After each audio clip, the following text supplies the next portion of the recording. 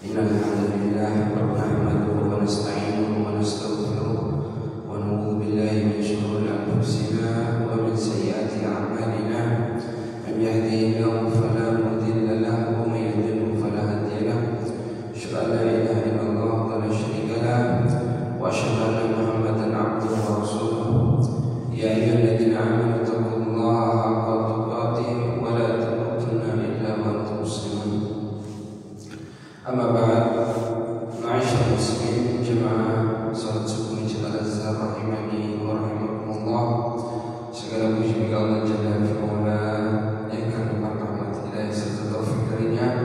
Pada pagi hari ini kita kembali diberikan kesehatan, waktu luang, sehingga kita dapat berkumpul di masjid yang kita cintai ini dalam rangka melaksanakan salat subuh secara berjamaah.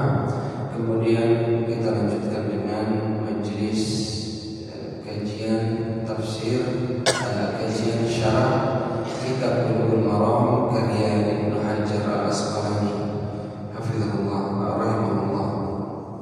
Kemudian salawat serta salam tak lupa selalu tercurahkan kepada junjungan Nabi besar Muhammad SAW serta keluarga, sahabat dan orang-orang yang senantiasa berada di atas sunnahnya. Jamaah muslimin rahimani wa rahimakumullah. Pada hari ini kita masuk kepada hadis yang baru, yaitu sebuah hadis yang membahas tentang menguap, ya, at-tathabut. Menarik hadisnya. Qala al-mu'allif rahimahullah ta'ala wa an Abi Hurairah radhiyallahu anhu anna Nabi sallallahu alaihi wasallam qala at-tathabut min asy-syaitan fa idza tathaba ahadukum falyaktim mastata'a. Rawahu Muslim wa Tirmidzi. Dari sahabat mulia Abu Hurairah radhiyallahu anhu bahwa Nabi sallallahu pernah bersabda, menguap itu datangnya dari syaitan, kata Nabi sallallahu. Maka apabila salah seorang di antara kalian menguap, maka hendaklah dia menahan sekuat tenaganya, ya. Hendaknya dia menahan semampunya, ya. Misalnya kalau orang menguap, jangan sampai dibuka, ya. Dipaksa tahan. Itu maksudnya bisa sebenarnya. Banyak itu masalah ditahan, ya. Al-masail wal ahkam al-mustafadah min hadis. Masalah hukum yang dapat dipetik dari hadis di atas. Qala Ibnu Qudamah fil Mughni, berkata Ibnu Qudamah, beliau bermadzhab Hambali, beliau berkata dalam kitabnya Al-Mughni, wa idza tasa'aba fi sholati ustuhibba an yaqtima mastata'a. Apabila seorang itu menguap di dalam salat, maka disunahkan atau dianjurkan dia untuk menutup mulutnya semampunya. Fa'ilam yaqdir, kalau dia tidak mampu, ustuhibba lahu an yada'a yadahu ala fihi. Kalau dia tidak mampu menahannya, tetap mampu buka, ya, maka disunahkan dia menutupnya dengan tangannya, ya, dengan tangan kanan atau dengan punggung tangan kanan atau dengan punggung tangan kiri, ya. Ini sunnahnya, tutupnya atau begini atau begini. Kalau begini dia, ya, dianjurkan oleh sebagian ulama. Sebenarnya, ya, tangan yang kita gunakan untuk istinja, ya. Wallahu a'lam. Liqauli Rasulullah SAW, hal ini sejalan dengan, ya, apa yang disabdakan Nabi SAW, ya, pada hadis di atas. Wa fi riwayatin, dan dalam riwayat yang lain, qala Nabi SAW bersabda, idza tatha'aba ahadukum falyad'a yadahu ala fihi fa inna asy-syaitana yadkhul. Apabila seorang di antara kalian menguap, kata Nabi SAW, hendaklah dia meletakkan tangannya pada mulutnya, karena sesungguhnya syaitan itu masuk ke dalam mulut seseorang apabila dia sedang menguap. Subhanallah, ini kita harus imani, ya. Kita harus imani. Kata Nabi SAW, kalau seorang itu menguap, mulutnya terbuka, syaitan itu masuk, ya. Ini kita harus imani. Wal hadits tsani akhrajahu Muslim aidan. Hadis kedua ini diriwayatkan oleh Muslim min hadis Abi Sa'id. Indahu riwayah min hadithihi, dalam riwayat ada tambahan fi shalah.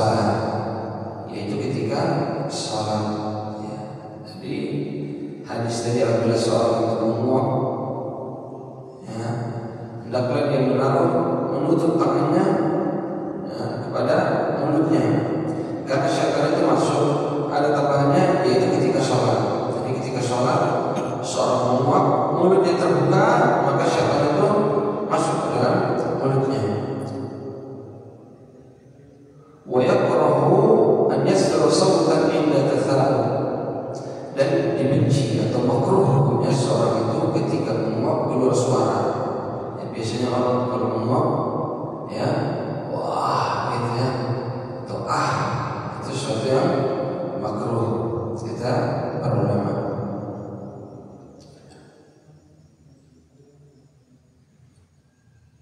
Wa an Abi Hurairah radhiyallahu anhu marfu'an, fa inna ahadakum idza qala ha dhahika syaitan. Dan berkata, apabila seorang itu menguap keluar suara dari mulutnya, misalnya begitu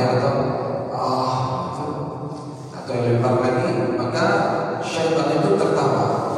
Ya, syaitan itu tertawa apabila seorang itu menguap keluar suaranya. Maka ini di antara ilah atau hikmah Nabi SAW mengajarkan umatnya untuk menahan sekuat tenaga apabila seorang itu ngantuk.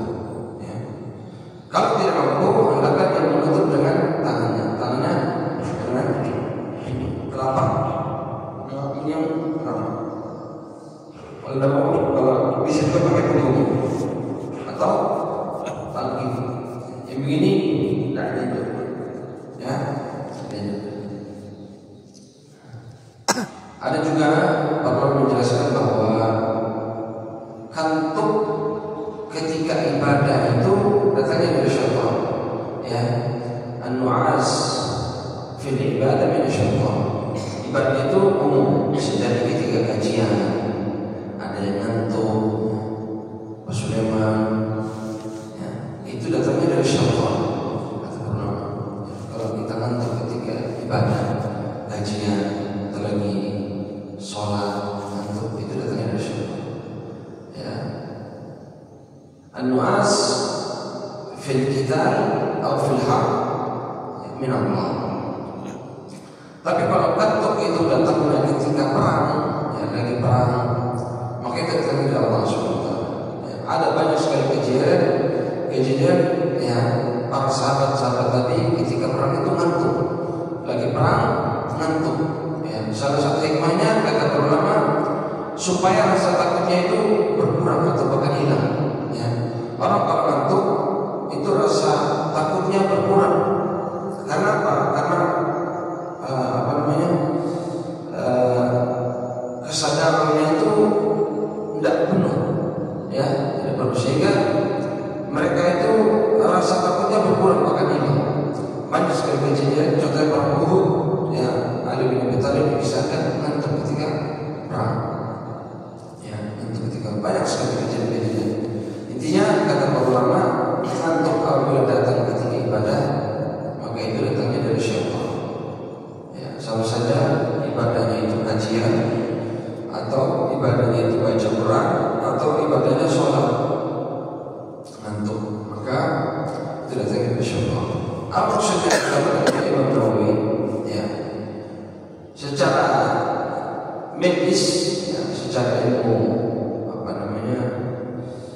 ilmu kedokteran, ya, IPA, menguap itu manusiawi. Artinya itu adalah sinyal dari tubuh memberitahukan kita bahwa kita ini harus istirahat. Kalau sudah ngantuk, apalagi ngantuk berat, ya, hanya saja makna dalam hadis ini yaitu ngantuk yang disebabkan karena malas, ya, karena malas. Ada orang-orang duduk dikit aja langsung nyender tidur, ya, malas, apalagi kajian. Ya, ada teman-teman kami itu santri-santri banyak di pondok-pondok itu lihat, ada belum juga mulai kajian sudah dari posisi sudah mulai tidur. Ini yang dimaksud. Ya, tapi kalau memang dia karena kelelahan, ada orang karena capek kerja, ya, bahkan ada orang lelah karena ibadah, ya, ibadah luar biasa, pada bulan Ramadan misalnya 10 malam terakhir itu tarawih lama sekali. Ya, di sebagian tempat itu berjam-jam. Untuk kami dari hadis itu dari jam setelah Isya jam 7:30 sampai jam 4 subuh, lama sekali. Nah kalau yang seperti ini manusia ya memang kantuk itu sinar dari tubuh bahwa tubuh kita kelelahan. Hanya yang maksud di sini kantuk yang disebabkan karena malas, dikit-dikit ngantuk, ya ngantuan. Nah ini yang datangnya dari syaitan. Nah, wajib seorang itu mencegah dirinya untuk tidak mudah ngantuk. Ya, tadi sudah dijelaskan adabnya. Ya, bahkan ada hikmah yang disunahkan untuk menutup mulut. Sebagian tempat itu ada yang sampai mulutnya tidak bisa terbuka lagi, tidak bisa ditutup, saking besarnya, hanya begini terus. Apa namanya? Dislokasi, rahangnya pindah. Itu ada. Itu coba kita lihat di Google. Saya lihat di Google itu riwayat dari medis. Ada orang-orang yang menguapnya terlalu lebar, rahangnya pindah. Jadi sampai nggak bisa tutup. Salah satu hikmah. Ya, salah satu hikmah. Semua sunnah itu pasti punya hikmah. Hanya saja tidak semua hikmah kita ketahui. Ya, tapi dalam masalah menguapin, alhamdulillah sudah diteliti oleh para dokter. Menguap terlalu lebar itu sampai nggak bisa tutup. Ada yang apa namanya cedera otot. Saking sering dikit-dikit cedera otot sakit. Ya. Di antaranya kata ulama juga kuman itu masuk ketika kita itu menguap, ya.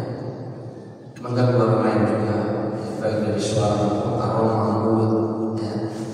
Ya. Kemudian hikmahnya yang paling utama kata Nabi SAW, syaitan itu masuk, sehingga kita harus menutup mulut kita, ya. Yang terkait dengan menguap, ya.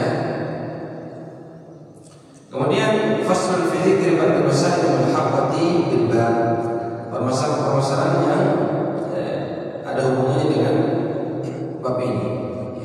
Yang pertama, at-tarwuh fi shalah, yaitu istirahat ketika sholat. Ya, apa maksudnya istirahat ketika sholat? Yaitu seseorang itu ini berlaku bagi orang yang sholatnya lama. Ya, ini tadi saya katakan 10 menit biasanya taruhnya panjang. Ya, kadang kaki itu sampai asam. Ya, asam. Akhirnya digerak-gerak supaya asam kesemutan kaki itu hilang. Gerak-gerak dikit. Ya, goyang-goyang.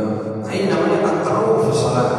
Istirahat atau mencari posisi di dalam sholat agar dia itu tetap apa namanya stabil dalam sholat, tidak kelelahan dan sebagainya. Bagaimana hukumnya? Karihahu Atha wa An-Nakhai wa Malik. Imam Malik, Imam Atha, Imam Nakhai mengatakan makruh hukumnya. Ya, seorang itu ketika lelah sholat lalu dia gerak-gerakkan tubuhnya, kakinya, supaya tidak asal, tidak kesemutan. Kata mereka bertiga makruh hukumnya. Ya, lima fihi min tahrikil yad. Ya, karena ada gerakan-gerakan, gerakan tangan, ya, wal abath fi shalah, dan gerakan-gerakan yang tidak perlu ketika sholat. Wa rakhasa fihi Ibnu Sirin wal Hasan wa qala Ahmad wa Ishaq yaqra'u dhalik illa an ya'ti al-amru shadid aw al-ghamm shadid. Wa hadha al-qawl huwa as-sawab li'annahu idha asabahu al-ghamm shadid lam yastati' ya an yakhsha fi salatihi. Kata ulama yang lain seperti Ibnu Sirin, Hasan al-Basri, Imam Ahmad bin Hanbal, mereka berikan rukhsah, ya, meskipun hukum asalnya makruh kata mereka. Hanya saja kalau memang perlu untuk gerak, terlalu kelelahan, capek, boleh dia gerak-gerak dikit, ya, supaya bisa lanjut sholat, supaya tidak kejang, tidak kesemutan, boleh. Kita para ulama. Dan ini yang benar kata mu'allif. Ini yang benar, boleh seorang itu gerak-gerak tubuhnya ketika sholat, karena sholatnya terlalu lama.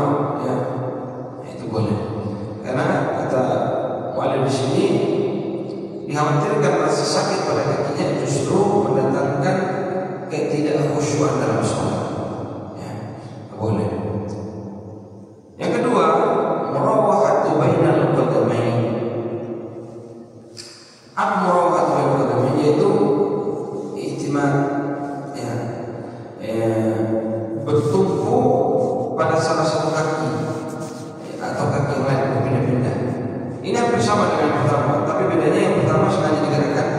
Kalau yang ini tidak digerakkan, tapi tumpuannya dibebankan kepada salah satu kaki. Misalnya kaki ini sakit, akhirnya tumpuannya dikasih ke sini. Nanti kalau sakit dikasih ke sini. Ya, dikit-dikit gitu. Bagaimana hukumnya? Qala Ibnu Qudamah, Imam Ibnu Qudamah mengatakan firman wa istahabbu an yufarrija baina qadamain. Ya, dianjurkan untuk seseorang itu membuka kakinya, ya. Wa yurawiha bainahuma, dan tadi dia memberikan istirahat kepada salah satu kaki atau kaki yang lain, ya. Dia memberikan tumpuan ini atau tumpuan ini. Wa ya'tabi ala hadhihi al-marrah wa hadhihi marrah, dia bertumpu pada ini terkadang dan ini terkadang. Wa la yafdal, dan tidak sering melakukannya. Perlu perhatikan pembahasan ini untuk orang yang sholatnya lama, bukan dia kita. Ya, kita cepat sekali. Ya, agar Allah alam tidak perlu untuk seperti ini. Ini kalau kita sholatnya lama, ya, para ulama terdahulu makanya dibahas sholatnya lama sholatnya. Ya, makanya mereka itu membahas masalah ini. Ya, tapi tidak apa kita supaya tahu. Kalau nanti kita sholat lama, kita bisa praktekkan. Kuntu kata malu di sini, apa istighfar mufid tadi tadi. Ada perkataan Ibnu Qudamah dianjurkan atau disunahkan, maka ini butuh dalil kata beliau. Wa zahir anna la ba'sa bihi, maka yang lebih tepat kita katakan tidak mengapa. Ya, makanya tidak boleh seorang itu mengatakan dianjurkan atau disunahkan padahal ada dalilnya, tidak boleh. Kata mu'allif, sebab hukum sunnah atau istihbab ya harus ada dalilnya, entah itu dari Al-Quran, sunnah maupun kias as-sahih, kias yang benar, bukan kias kifayah, bukan kias yang tidak benar. Yang benar boleh, dan kita katakan mustahab atau sunnah. Kama aqalahu Ibnu Mundhir an-Malik wa Ahmad wa Ishaq wa qalahu aidan. Sebagaimana dinukilkan dari Imam Ahmad, Ibnu Mundhir dan Imam Malik. Ya, dibolehkan. Kemudian yang berikutnya, tafriju bainal qadamain, membuka kedua kaki. Kemana? Ini juga harus dibahas. Banyak teman-teman ini yang sudah ngaji, kaki dibuka gitu, lebar begini. Ya, bahunya di sini, kakinya di sini. Banyak sudah saya temukan. Ya. Qala Ibnu Qudamah fi Mughni, wa yukrahu an yulsiqa ihda qadamayhi bil ukhra fi hali qiyamihi. Lima rawal Athram an Uwainah ibn Abdurrahman qala kuntu ma'a abi fi masjid. Fara'a rajulan yusalli qad saffa baina qadamayhi wa alzaqa ihdahuma bil ukhra faqala abi laqad adraktu fi hadha al-masjid 18 rajulan min ashab Nabi sallallahu alaihi wasallam ma ra'aitu ahadan minhum fa'ala hadha qattu. Kata Ibnu Qudamah, dimakruhkan, dibenci seorang itu menempelkan kedua kakinya ketika sholat. Ada sebagian, kebanyakan saya temukan di Jawa, kakinya gini. Nah, ini juga tak boleh, ya, makruh. Apa? Harus dibuka, tapi jangan juga bukannya begini. Sebagian teman-teman lebar sekali, ya misalnya ada lebar sekali. Nah, yang begini sana, yang begini juga sana, mas, segini sama kayak bahu kita, ya. Nah, supaya apa? Supaya ininya nempel, bahunya nempel. Ya, sebagian tempat semangatnya saudara-saudara kita mau menempelkan kakinya dibuka lebar sekali, tapi bahunya berjauhan, jauh. Nah, ini salah. Ya, bagaimana caranya bahu nempel, kaki nempel? Maka kakinya tidak boleh terlalu lebar bukanya, segini saja, sama besar dengan bahu. Wa yukrahu an yulsiqa ihda qadamayhi, dimakruhkan, ya, nempel. Kemudian seorang tabi'in menjelaskan tentang dari ayahnya. Dahulu aku bersama ayahku di masjid,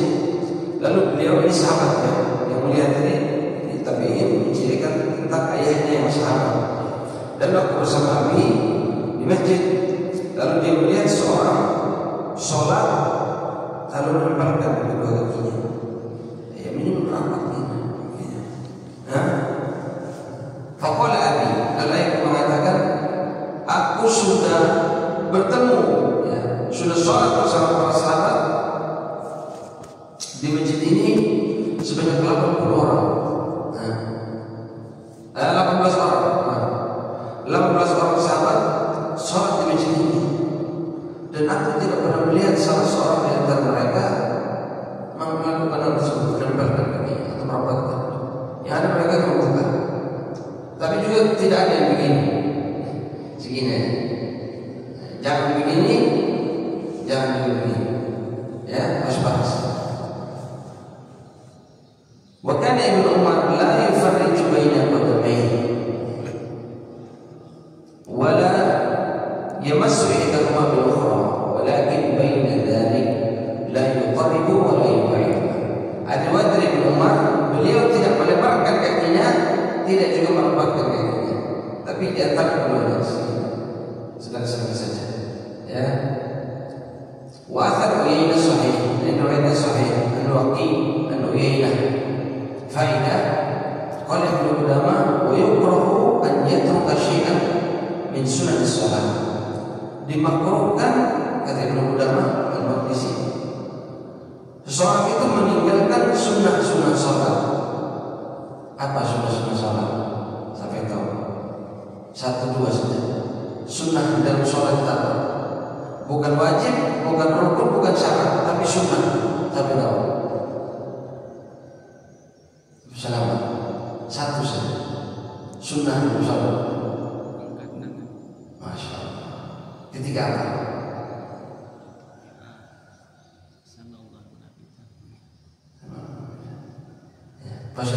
Mengatakan ketika takbir intikal. Kalau takbir ihram Wajib. ya. Ya, yang benar mengangkat tangan sunnah. Meskipun ketika takbir ihram pendapat yang wajib. Ya, Allahu Akbarnya rukun. Kalau ada orang Allahu Akbar takbir ihram sah tidak? Sah. Ya, pendapatnya mu'tamad wallahu a'lam. Ya, apa lagi yang sunnah?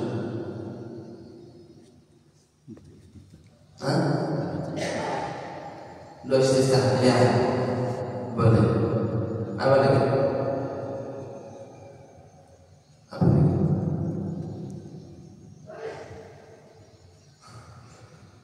Apa lagi? Sunnah. Tahiyat awal. Betul tahiyat awal? Tahiyat awal betul tidak? Betul dalam mazhab Syafi'i. Tahiyat awal dalam mazhab Syafi'i sunnah ba'diyah, sunnah ba'd. Betul. Tapi kenapa dia wajib? Dia wajib, bukan sunnah. Ya? Dia wajib. Kalau orang lupa tasyahud awal, apa yang harus dilakukan? Sujud sahwi. Kapan sujud sahwinya? Sebelum salam. Sebelum salam. Apa lagi sunnah sholat? Apa manis? Sunnah ketika sholat apa lagi? Tidak apa-apa, sebut saja berapa?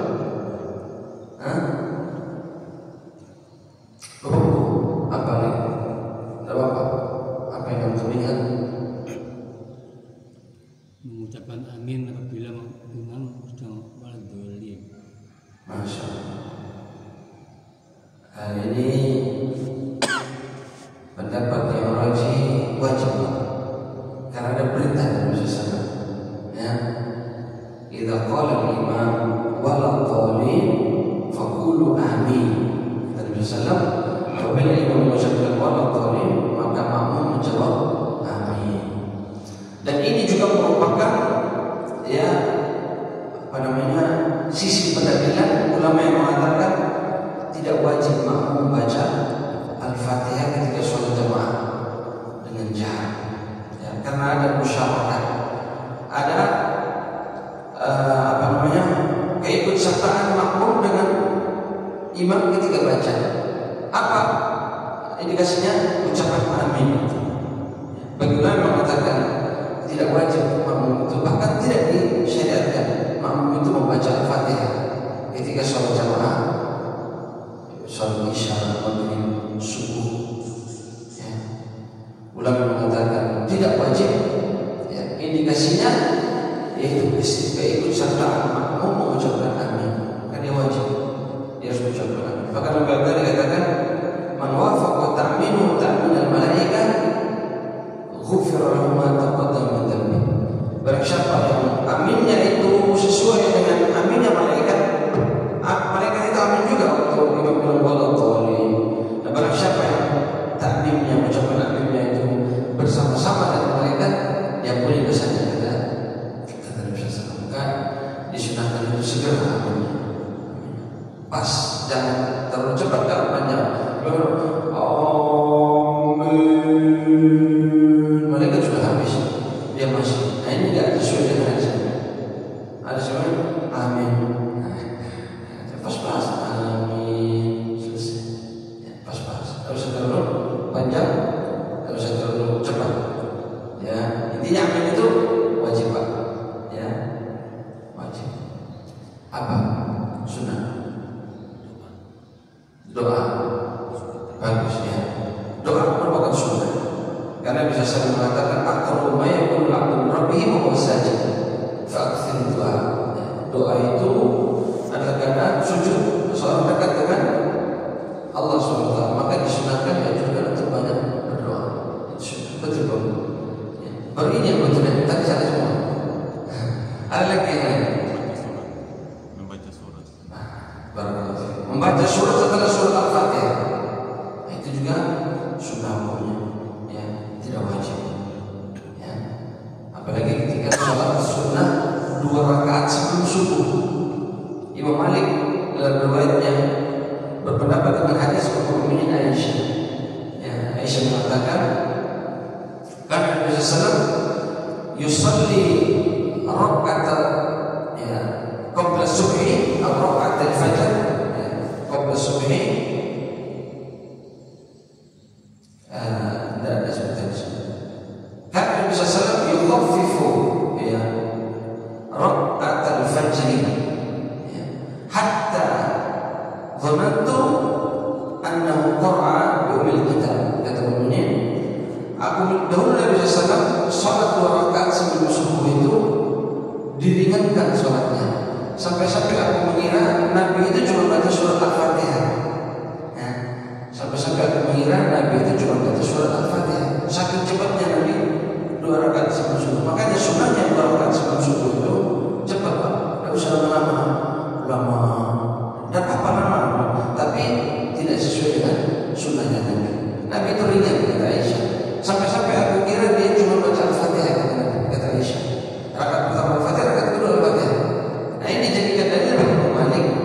Ya, disunnahkan sholat subuh 2 rakaat sebelum subuh itu cuma baca Al-Fatihah, tidak usah baca yang lain, kata Imam Malik.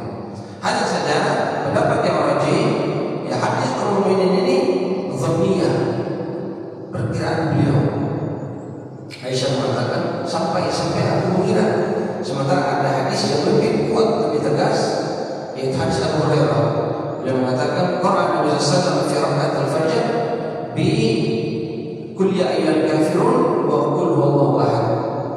Nabi sallallahu itu baca ketika sholat 2 rakaat sebelum subuh dengan surat qul ya ayyuhal kafirun, kemudian qul huwallahu ahad. Ini yang menjadi pegangan. Jadi sunnahnya ini tetap saja cepat. Ya. Jadi bacanya Al-Kafirun, yang kedua Al-Ikhlas. Itu sunnahnya ketika sholat 2 rakaat sebelum sholat subuh. Tidak usah terlalu panjang, tidak masalah. Cuma sunnahnya itu seperti itu. Tidak usah terlalu dipanjangkan. Ya. Ada lagi sunnah? Sudah. Ada lagi sunnah sholat? Ada lagi? Salam yang kedua. Hah? Salam yang kedua. Salam yang kedua, barakallahu. Ya. Salam yang kedua, betul. Ya. Salam yang pertama itu rukun. Assalamualaikum warahmatullahi wabarakatuh. Ya. Salam. Nah, ini sunnah. Ya. Makanya boleh seseorang itu langsung berdiri ketika imam. Bagi yang berpendapat bahwa salam pertama rukun, salam kedua sunnah. Ketika imam, misalnya masuk lambat 1 rakaat 2 rakaat, assalamualaikum, dia cuma ini boleh. Tapi Tapi bagi sebagian mazhab yang mengatakan bahwa kedua-dua salam itu rukun, dia tidak boleh bangun sebelum imam selesai dari salam itu. Kalau dia bangun, assalamualaikum, dia bangun batal sholatnya. Menurut pendapat yang mengatakan bahwa kedua-dua salam itu rukun, bukan cuma salam pertama. Ya, itu. Alih. Di dalam mazhab Syafi'i, seluruh zikir ketika rukuk dan sujud sunnah hukumnya. Tidak apa-apa kita bahas mazhab Syafi'i. Tapi pendapat yang rajih menurut jumhur ulama hukumnya wajib. Makanya dalam mazhab Syafi'i ketika seorang itu atau pernah dapati ya, di sebagian pondok pesantren ketika Ramadan ada yang tarawihnya 5 menit, betul ya? Ya, Tahu kenapa? Karena dia berpendapat dengan mazhab Syafi'i bahwa bacaan ketika rukuk, bacaan ketika sujud, bacaan antara dua sujud semuanya sunnah. Ya. Maka tidak mengapa ketika ditinggalkan. Ya. Ada orang rukuk, cuma Al-Fatihah yang dibaca, benar? Habis apa? Allah. Cepat sekali. Kenapa? Karena dia berpendapat bahwa itu sunnah semuanya. Adkar tadi sunnah, tidak batal atau sah sholatnya walaupun dia tidak baca. Nah, ini keliru. Ini juga efek samping dari salah memahami. Efek sampingnya ini. Coba kalau dia berpendapat wajib, tidak akan ada orang sholat seperti itu. Orang sholat seperti itu tidak mungkin ada. Kenapa? Karena wajib. Doa ketika rukuk wajib. Bacaan ketika sujud wajib, ketika rukuk wajib, bacaan antara dua sujud wajib. Nah, kalau sujud itu aman, tidak mungkin ya. Gini, kenapa? Karena wajib harus dibaca. Nah, itu efek samping. Ya. Jadi pada benar-benar wajib. Kalau dia tinggalkan dia harus sujud sehari. Ya. Harus sujud sehari. Kapan? Sebelum salam. Dalam mazhab Syafi'i tidak perlu dia sujud sehari. Kenapa? Karena hukumnya sunnah dalam mazhab Syafi'i. Kita lanjut bab masajid. An Aisyah radhiyallahu anha qalat amma Rasulullah sallallahu alaihi wasallam bi bina'il masajid fi ad-duwal wa an tunazzafa wa tutayyaba rawahu Ahmad wa Abu Dawud wa Tirmidzi wa Sahih Risalah. Permasalahan hukum yang dapat dikutip dari hadis di atas. Dari hadis al-Arba'in. Hadis di atas menunjukkan dua perkara. Awwaluhuma, yang pertama, istihbab bina'il masajid, yaitu disunnahkan atau dianjurkan bangun masjid. Wa yadullu alaihi hadis ya Utsman fi sahihain. Ya. Hadis di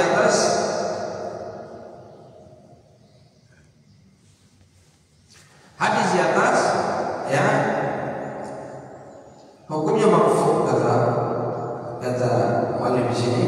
Marfu itu tidak sampai kepada Nabi, ya, tidak sampai kepada Nabi, tapi berhenti kepada Ummu Aisyah. Artinya ini pendapat Aisyah, bukan perkataan Nabi. Ini masalah makna dari marfu, ya, tidak sampai kepada Nabi.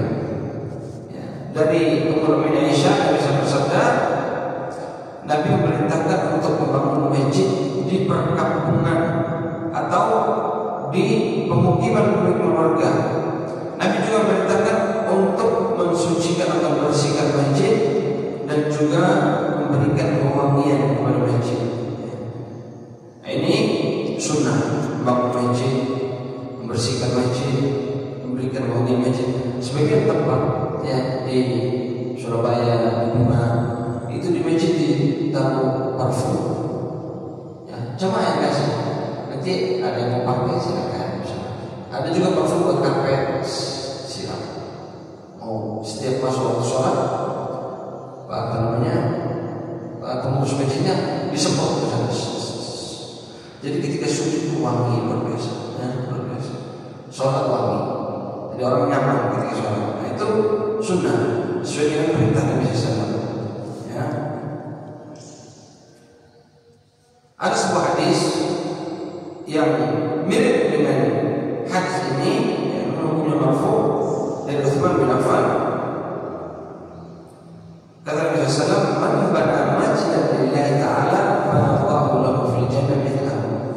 Barang siapa yang membangun masjid di dunia, maka Allah akan membangunkan bangunan yang serupa untuknya di surga kelak.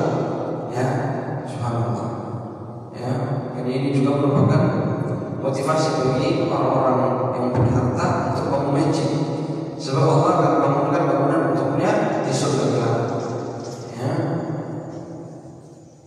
Waja'an ghairihi kharij sahih, ya, datang juga riwayat dari selain Bukhari Muslim dalam kitab hadis yang lain, wa idza lam yakun fi qaryatin masjidun, apabila tidak terdapat masjid, ya, di suatu kampung atau pemukiman, fa bina'u fardhu kifayatin, maka membangun masjid itu hukumnya fardu kifayah. Ya. Apabila dalam suatu perkampungan tidak ada masjid, maka membangun masjid hukumnya fardu kifayah. Apa maksudnya? Apa fardu kifayah? Fardu kifayah itu ma idza fa'ala bihi ba'd ma yakfi saqata al-ithmu 'anil baqi. Apabila seorang atau sebagian melakukan, maka gugur kewajiban bagi yang lain. Dosanya gugur, kewajibannya gugur. Contohnya fardu kifayah itu adzan, ya, itu hukumnya fardu kifayah. Contohnya mengurus jenazah, menyolatkan jenazah, ya, menguburkan jenazah, ini semuanya hukumnya fardu kifayah. Apalagi fardu kifayah? Apalagi fardu kifayah? Contoh. Siapa yang tahu? Contoh. Sholat gerhana boleh, sholat gerhana, ya. Apalagi? Contoh ibadah yang hukumnya fardu kifayah, bangun masjid tadi disebutkan. Contohnya apa lagi? Apa lagi? Contoh fardu kifayah. Ya, tadi saya sudah bilang, mengurus jenazah, menguburkan, menyolati, fardu kifayah. Apa lagi? Adzan, fardu kifayah. Apa lagi? Contoh. Nanti pikir lagi, ya. Ini hukumnya fardu kifayah, ya. Kalau tidak ada yang mengerjakan, itu dosa semua. Dosa. Tidak ada yang azan, jenazah. Ya, misalnya Wendokong ini cuma punya masjid al-azhar, tapi kalau ada masjid yang lain tidak masalah. Tidak ada masjid di Wendokong, cuma al-azhar. Muadzinnya Abu Salamah, Abu Salamah tidak datang, jemaahnya sudah ada, dan yang muadzin, semuanya dosa satu kampung itu. Itu konsekuensi dari fardu kifayah. Semuanya dosa. Yang tidak mau ada, semuanya dosa. Tapi kalau menulis bangun aja, selesai dosa. Tidak ada dosa lagi. Kewajibannya terpenuhi. Itu maksudnya fardu kifayah. Begitu pun bangun masjid, kata wali di sini. Ya. Masjid itu kalau tidak ada dalam suatu daerah, maka hukumnya fardu kifayah, harus ada. Kalau tidak dibangun, semuanya dosa. Satu kampung dosa. Ya. Tapi kalau sudah ada yang bangun, gugur kewajiban. Di dalam mazhab Syafi'i, termasuk hukum fardu kifayah itu sebagian mazhab Syafi'i. Yang hukumnya fardu kifayah itu sholat jamaah. Itu pengetahuan kita. Dalam mazhab Syafi'i ada beberapa yang mengatakan, ya, dalam kitab Al-Umm dari mazhab Syafi'i, sunnah muakkadah. Jamaah itu sunnah muakkadah. Sebagian berpendapat sholat jamaah itu hukumnya fardu kifayah. Apa maksudnya? Kalau sudah ada yang sholat jamaah, yang lain tidak perlu sholat di rumah, karena hukumnya fardu kifayah. Apa dalil dalam mazhab Syafi'i berpendapat demikian? Ya, sholatul jamaati tafdulu min sholatil fardhi bi 27 darajah. Sholat jamaah pahalanya lebih besar 27 derajat daripada sholat rumah. Ya, pemahaman mazhab Syafi'i afdholiyah menunjukkan kedua-duanya sah. Seperti saya katakan begini, ya, ini lebih bagus dari ini. Yang ini jelek tidak? Bagus. Bagus, dua-duanya bagus, tapi ini lebih bagus. Itu loh maknanya.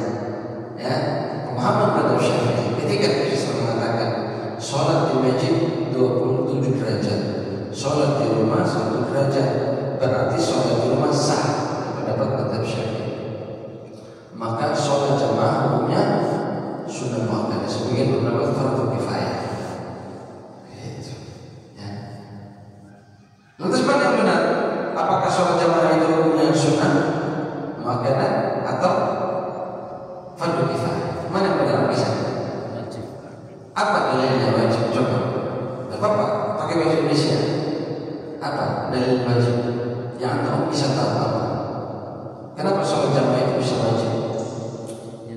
mengatakan di ayat waktu terang.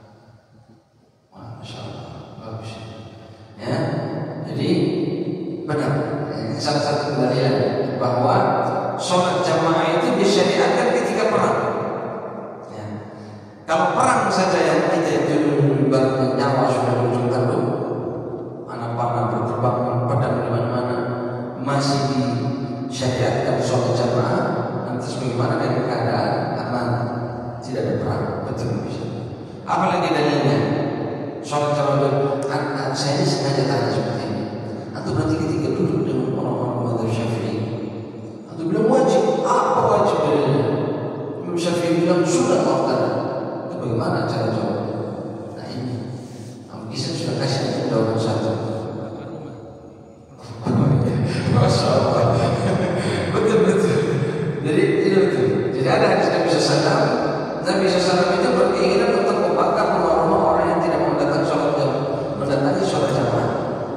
Salah satu pendalilan sebagian mazhab Hambali.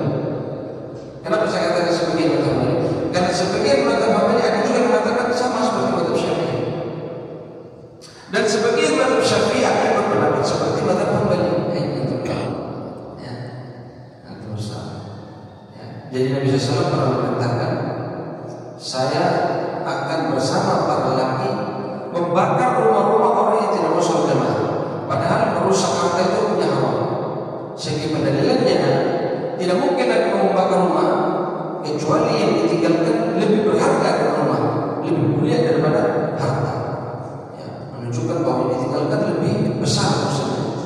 Ya, ini sudah dua dan dikasih oleh Isa dan Abu Salam. Apalagi dari sholat jamaah wajib. Ruku juga bersama orang ruku. Warkau ma'arroki lamanya. Ruku lagi bersama orang yang betul. Ini segi pendalilan. Maka kita diperintahkan untuk ruku bersama orang yang ruku. Ini perintah untuk sholat jamaah. Sudah tiga dikasih oleh Isa, Abu Salam dan Pak Sulaim. Apalagi dari sholat jamaah itu wajib. Supaya tidak dikatakan orang munafik. Supaya tidak dikatakan orang munafik. Tidak apa-apa, boleh. Yang lain lagi? Bila mendengar suara azan, Ya. memandangkan maka wajib. Masya Allah. Bapak dikasih lagi yang kelima. Ya, Nabi SAW mengatakan, man sami'a nida ya bis salati falam yujib fala salata lahu illa min udhrin. Barang siapa yang dengar adzan tapi dia tidak datang ke masjid untuk sholat jamaah, maka tidak ada sholat baginya, ya, kecuali orang yang punya uzur. Contoh uzur itu hujan deras, ya. Ada hujan deras, ada orang paksa diri ke masjid, semangat luar biasa. Tapi itu harus tahu, kadang-kadang semangat itu harus dibarengi dengan ilmu. Ada orang hujan lari ke masjid basah-basah demi sholat jamaah. Ada orang yang hujan, ya sudah hujan, sholat di rumah. Mana yang lebih banyak pahalanya? Yang di rumah. Kenapa di rumah? Ini di masjid 27 derajat Muslim. Iya. Kenapa di rumah? Kan ada perintahnya seperti tadi itu Ustaz bilang. Bagus ya. Jadi kata Nabi SAW, "Idza amaratal abdu aw safara kutiba lahu ma kana ya'malu sahihan muqiman." Barang siapa yang safar atau sakit, maka ditulis pahala penuh baginya amal-amalan yang biasa dikerjakan. Kata ulama, mengkiaskan dari safar dan sakit ini hujan, khauf, ya, atau yang lainnya. Maka ketika seorang itu punya uzur untuk tidak datang ke masjid hujan misalnya, dia dapat pahala jamaah. Pahala 27 derajat dikasih ke dia. Terus dia dapat pahala tambahan. Apa itu? Muwafaqatu sunnah. Ya. Dia menyesuaikan sunnah, ya, mengikuti sunnah. Jadi ada pahala tambahan. Ya. Yang sholat di masjid dapat 27 derajat, tapi baju sudah basah. Yang di rumah hujan deras, dia tetap sholat di rumah. Dia dapat 27 derajat, dapat pahala sunnah. Kenapa? Karena dia sholat di rumah ada uzur, dia dapat pahala. Nah, gitu. Tadi betul kata Nabi ya. Jadi ketika mendengarkan azan wajib bagi seorang itu datang. Di antara dalilnya adalah hadis Abdullah bin Umi Maktum, orang yang buta itu, muadzin Rasul. Ketika datang kepada Nabi, ya Rasulullah, laisa li qa'idun yaqulu ila masjid. Ya Nabi, tidak ada orang yang mengantarkan saya ke masjid. Fahal li rukhsah, apakah ada rukhsah buat saya supaya saya itu sholat di rumah saja? Nabi alaihi wasallam pertama bolehkan. Nah, falamma walla, ketika dia sudah mau keluar dari masjid, Nabi panggil, ta'al, sini. Nabi bertanya kepada Abdullah bin Maktum, hal sami'ta nidaa'a bis-shalah? Apakah kamu dengar azan? Kata Nabi SAW, nah, fa'ajib. Maka datangi. Orang buta, tidak ada orang yang nuntut ke masjid, ya, diwajibkan datang ke masjid. Mana orang yang normal? Subhanallah, ada kisah ya. Ini benar nyata. Nyata, Allah saya tidak karang. Saya sampai sekarang itu bingung. Ada orang buta di Yaman, buta benar-benar buta.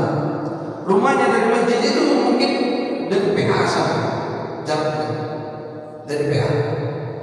Dia jalan ke masjid itu bisa benar Pak, buta total. Tidak pakai tongkat, tidak pakai jalannya. Kalau benar sampai ke masjid. Dan subhanallah tempat sholatnya selalu sama. Misalnya sebelah kiri masjid atau sebelah kanan persis di situ sholat. Nah, suatu ketika saya bersama guru saya waktu itu, Syekh Wali Marja, waktu kita mau keluar dari Markis, kita ketemu orang buta ini, kita muat. Padahal di mobil. Jadi waktu sopirnya Syekh ini jalan, kan kita tanya, di mana rumahnya? Nanti saya kasih tahu. Buta nggak bisa lihat. Mobilnya jalan, stop di sini gitu. Ada di atas mobil. Turun betul rumahnya. Subhanallah, orang buta sudah meninggal orangnya. Itu saya nggak bisa pikir di mana ceritanya. Kalau jalan mungkin ya, karena sudah biasa. Dia itu langkahnya mungkin. Tapi di atas mobil, dia bisa tahu sedikit lagi. Di situ saya buta bisa lihat. Subhanallah ya. Itu ya, dzalika fadlullahi yu'tihi man yasha. Allah berikan siapa yang Allah kehendaki. Orang buta bisa tahu. Ya, maka ini tadi 5 pegangan. Nanti kalau ditanya nanti sama orang, kebanyakan kita mayoritas mazhab Syafi'i dan dalilnya lemah. Seperti dikatakan lemah tadi. Dalilnya cuma satu tadi, bahwa Nabi SAW mengatakan sholat jamaah lebih utama dari sholat di rumah 27 derajat. Hanya ini pegangannya. Antum punya 5 pegangan. Ketika antum berdebat atau diskusi atau memberikan nasihat, ya, memberikan wejangan pada orang-orang yang tidak mau sholat jamaah, dia bilang sholat jamaah sunnah, antum punya 5, dia punya 1. Itu pun kalau dia tahu satunya. Kalau dia tidak tahu itu 1, antum menang sudah 5. Ya. Yang pertama tadi yang bisa bilang apa tadi bisa? Apa? Katakan sholat waktu berjamaah waktu berperang. Ketika perang, ya disyariatkan untuk sholat jamaah. Kemudian Abu Salamah tadi apa?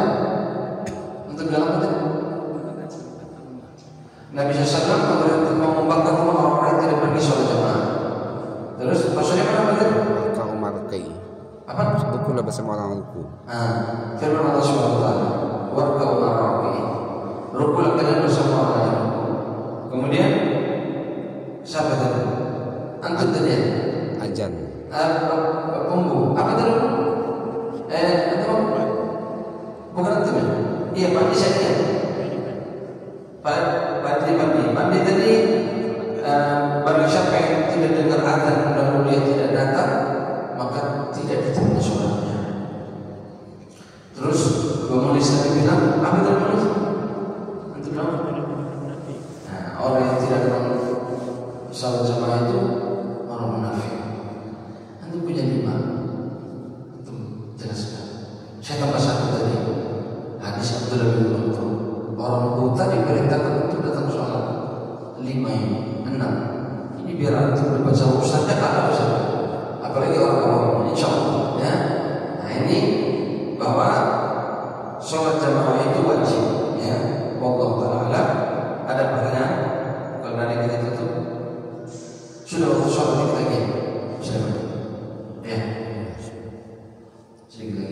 Ada yang bertanya? Sudah bertanya? Bisa. Sudah?